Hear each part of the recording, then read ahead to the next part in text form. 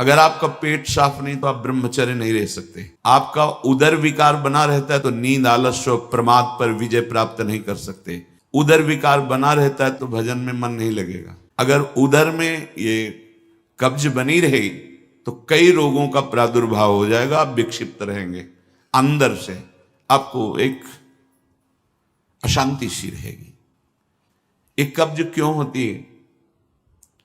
जब लीवर की क्षमता से अधिक भोजन पालोगे, गरिष्ठ भोजन पालोगे, कब्जियत वाला भोजन पालोगे तो बना देगी। होश में सबसे कहते हैं नित्य व्यायाम जैसे भजन आवश्यक है वैसे आवश्यक है। 2-3 किलोमीटर चलना अत्यंत आवश्यक है, चाहे आप उसे अंग्रेजी में ट्रेड मिल है, हाँ ट्रेडमिल, उसमें दौड़ लो, उसमें चल लो, या भैया यहां से छड़ी उठाओ, एक रफ्तार में दौड़ती हुई जाओ केसी घाट में, यमुना जी को प्रणाम किया फिर दौड़ते चले आओ। 20 मिनट का कार्य है। थोड़ा सा व्यायाम करो, क्योंकि शरीर के अंगों को हलचल चाहिए, एक बार पसीना आना चाहिए। हमने मोटरसाइकिल स्टार्ट करने वालों को देखा है, जब उनको चलना होता तो पहले खड़े खड़े रेस में देते ना, बस फिर आराम से बैठे चाल में चल। एक बार 24 घंटे में इसको रेस में लाना है। अगर निद्रा पर विजय नहीं, प्रमाद पर विजय नहीं, तो साधना क्या करोगे? तमोगुण में फंसे रहो। अब पेट में कब्ज है तो घोर तमोगुण रहेगा, घोर तमोगुण, चिड़चिड़ा स्वभाव, नींद, आलस्य, प्रमाद, पाठ में मन नहीं, भजन में मन नहीं, बैठने में परेशान, सब आप लोगों को अनुभव इसलिए नहीं होता कि आपका हृदय भी पवित्र उस कोटि का नहीं है। नहीं तो एक कवल बता देगा कि अगर सहज सरल भोजन पाओ, सात्विक रोटी है, दाल है, सब्जी है, सलाद है, लाखों रुपया तुम बीमारी में खर्चा करवा रहे हो, फल सलाद ये नहीं पा सकते। अगर घर का बना हुआ पदार्थ शुद्ध हाथ का है, चलो भाई जैसा आप, लेकिन बाजार का होना चाहिए। ठीक है, बाहर हम बहुत साफ स्वच्छ बैठकर बेच रहे हैं, लेकिन बनाने वाले कैसे, उनका भाव क्या है, उनकी पवित्रता क्या है? ये जो बेचारे व्यापार नौकरी आदि में बाहर मारे घूम रहे हैं, उनको किसी न किसी तरह उदर पोषण करना है। पहली बात है हरि प्रसाद कछु दुर्लभ नाही, जो इच्छा करे हो मन माही। उसे ये न समझे कि भगवान प्रसन्न होकर हमें दे रहे हैं। बच्चे हो, हट करोगे खिलौना पकड़ा देंगे, खेलते रहो, जब रोगे खिलौना फेंक के फिर गले से लगा लेंगे। काहे समय बर्बाद करते हो? पकवान, ये पूड़ी, कचौड़ी, सब्जी, परेठा, गरिष्ठ पदार्थ, और ये जितनी बाजार की चीजें, इनका सीधा कब्ज से संबंध होता है। सीधा ये कब्ज बनाएंगे।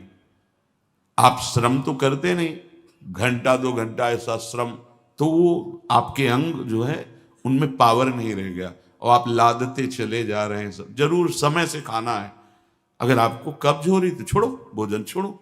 अब ऐसी चीजें पाओ, पपीता है, फल है, आप कहोगे सत्संग बहुत जरूरी है ये, क्योंकि हम देख रहे हैं। कैसे भजन करोगे आप लोग? कैसे भजन करोगे जब आपका उदर साफ नहीं है? तो पहली बात, स्वादहीन भोजन आपको महापुरुषों के मार्ग में आगे बढ़ा देगा। स्वादिष्ट भोजन आगे कदम नहीं बढ़ने देगा। ये लिख लो आप कागज में। जिसका भजन में आगे उन्नति करनी है तो भोजन नीरस होना चाहिए, तो भजन सरस, और अगर भोजन सरस तो लिख लो वजन बढ़ेगा, भजन नहीं, वजन बढ़ेगा। बढ़ते चले जा रहे हैं क्योंकि व्यायाम नहीं, किसी भी तरह की कोई ऐसी श्रम वाली क्रिया नहीं। पड़े रहना है तो बस सोने का मन करेगा, पड़े रहो। प्रार्थना है, अमूल्य जीवन है, अमूल्य कृपा हो गई है। इस रसेंद्री को संभालो। सब इंद्रियां तुम्हारे वश में हो, रसेंद्री वश में ना हो तो तुम जितेंद्री नहीं माने जाओगे। और एक इंद्री केवल रसेंद्री वश में हो, आप स्वाभाविक जितेंद्री हो जाएंगे। महापुरुषों ने भजन के लिए सर्वस्व त्याग किया है, और हम भोजन के लिए भजन का त्याग कर देते हैं, श्री जी के चिंतन का त्याग। देख लो, आप देख लो। और जितना भोजन आप पाते उससे आधा लेना है आपको। इतने बड़े महापुरुष भोजन की बात कर रहे, भगवान कर युक्ताहार विहार से, तो आधा पेट भोजन गिन लो आप, अपनी रोटी और सब्जी और सब। ऐसे नहीं कि रोटी में तो गिन के चल रहा है लेकिन और अगले पदार्थ जो हैं वो नहीं। कमी नहीं है हमारे भगवान के दरबार में, और न संसार में पदार्थों की कमी है, लेकिन तुम में कमी हो जाएगी, तुम्हारा जीवन भजन विहीन हो जाएगा।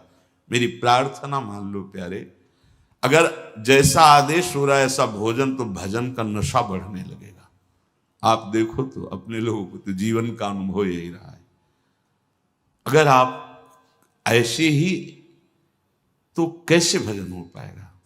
क्योंकि आपको तो अनुभव है नहीं कि इसका क्या प्रभाव पड़ रहा है।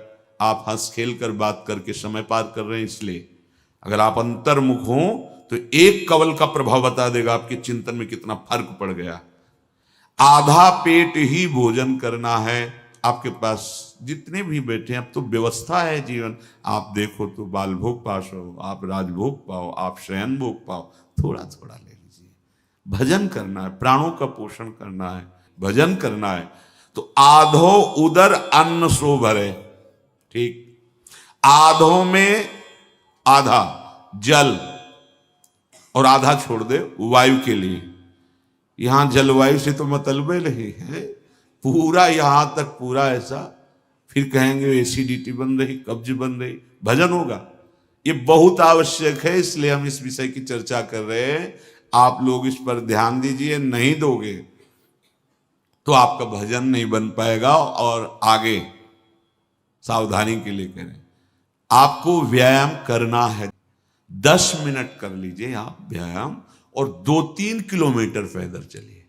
उपासक का चेहरा अग्नि ज्योतिमय, ज्योतिमय। ऐसा नहीं कि वो सांवला रंग है तो खिल नहीं पा रहा, नहीं, ब्रह्मचर्य और नियम, ऐसे कमल के फूल का जैसा चेहरा हो जाता है, उसका खिल जाता है चेहरा। मुख प्रसन्न तन तेज विराजा, कीन्हे रामचंद्र कर काजा।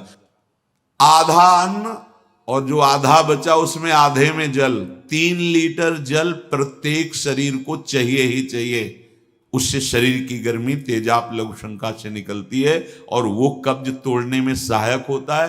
प्रातः पहला जल बिना कुल्ला किए पीना चाहिए, बिना स्नान आदि किए, शौच के पहले जो हमें जाना है, तो हम उसे नियम दिए कम से कम 500 ग्राम, इसके ऊपर आप जितना ले सके जल, वो भी गुनगुना, मतलब थोड़ा अच्छा गर्म होना चाहिए कि आप आराम आराम से पी सकते हो, पर गर्म है। और वज्रासन में बैठ के, अभी देखो कब्ज नष्ट होती है कि नहीं, बहुत जिसकी कब्ज बन रही, रोज शाम के गर्म जल या गर्म दूध से बताया है कि आप 1 चम्मच छोटी हर पिसी हुई, 1 चम्मच ईशबगोल की भूसी महीनों लो, सालों लो, वो आपकी आंतों को परिपक्व करके फिर ऐसे कर देगा कि फिर आपको औषधि नहीं चाहिए। ये बहुत साधक के बचाव पक्ष की औषधि है। नहीं आप जैसे एकदम कोई ऐसा कड़ा चूर्ण लें तो आपके ब्रह्मचर्य पर घात हो जाएगा। ये सब अनुभव की बातें हैं। जल आवश्यक है आपकी स्वस्थता के लिए, और वायु आवश्यक है। आधा अन्न और आधे से आधा जल और आधा खाली जो श्वास के। यहां तो बस सावधानी रखो, ये अन्न बढ़ता चला जाएगा आपका खुराक, आपको पदार्थ और अच्छे अच्छे मिलेंगे, क्योंकि आप भगवत प्राप्ति के मार्ग में चले हो, कोई कमी नहीं रहेगी। ये मत सोचो कि ये बर्बाद हो जाएगा, नहीं, तुम अपने बर्बाद होने को बचाओ। अगर एक दिन तुमने ज्यादा ले लिया, बच गया है तो, लेकिन आप अपने उदर में मत डालो। समझो हमारी बात। बहुत से जीव जंतु हैं, बहुत, आप उतना ही लो जितना आप पा सकते हो। अरु जो परालब्ध शो आवे, ताही को सुख शो बरतावे। भगवत इच्छा से जो आपको मिले, रूखा सूखा, आपकी इच्छा नहीं होनी चाहिए। देखो, इच्छा नहीं है, इच्छा रहित होकर के कुछ भी मिल जाए वो आपको बांध नहीं पाएगा, पक्का। और अगर पकवान आदि मिलता है तो जितना भोजन पाते थे उससे भी आधा कर दीजिए, कभी नुकसान नहीं होगा। लेकिन जितना हम भोजन पाते हैं, जब पकवान आदि मिलते हैं तो उससे डबल कर लेते हैं। बुद्धि है, इसको दबकाओ। कुछ नहीं, उन्हें पूरा जीवन हो गया खाते खाते। बड़ा समझो समझो, हम भगवत भजन करने के लिए आए हैं। पूज्यपाद सिउड़िया बाबा जी महाराज, जब उनको भगवान नर नारायण ने उपदेश किया भगवान शंकर जी के मंदिर में, उस दिन से वो अध्यात्म स्थिति प्राप्त करने के लिए एक कवल पाते थे। एक कवल सिर्फ 24 घंटे में, ऐसे ऐसे सन वाली रोटी और इतना जो बोला, एक प्राण पोषण के एक कवलन अस्थिमात्र हो रहे से छवि लगी कुटिया में, 18 घंटे पद्मासन में, वर्षों सोए नहीं, लेट करके ऐसे रख लेते ऐसे, और बस उसी में थोड़ी देर ऐसे फिर बैठ गए। मेहनत की इन महापुरुषों ने, शरीर राग, इंद्री राग, भोग राग, इनको विध्वंस कर दिया, तब ऊंचाई पर चढ़े। वैराग्य रहित जीवन में विषयानंद लेते हुए भगवदानंद नहीं मिलता। विषयानंद त्यागी को ही भजन का अनुराग और दिव्यताएं आती हैं। तो जो आपको प्रारब्ध से मिले उसमें बुद्धि रखनी। स्वादिष्ट और पकवान पदार्थ ही केवल अगर है हमारे भोजन में, तो जितना भोजन पाते हैं उससे आधा पाएंगे, और एक बार उपवास करेंगे, दूसरे टाइम पच जाएगा। आप लोग सावधान रहिए। जितनी सुविधाओं के भोक्ता बनोगे उतना ही अंतः स्थिति में तुम कमजोर होते चले जाओगे। आप भी बहादुर हो, संसार के मार्ग का त्याग करके, विषयानंद का त्याग करके भगवदानंद में चले हो तो चलो। इच्छा रहित कुछ भी पाओगे, बंधोगे नहीं।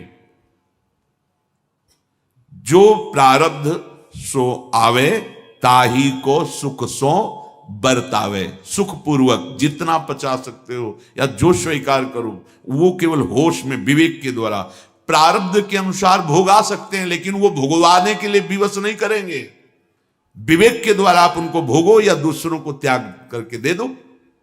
तो आपके सामने प्रारब्ध वशात आया, भगवद इच्छा से आ गया, अब भोगो या ना भोगो ये तुम्हारे ऊपर की। अगर भोगे तो योग से वंचित हो जाओगे, और अगर त्याग कर दिए तो शांति पद में, त्यागात शांति अनंतरम, शांति पद में स्थित हो जाओगे।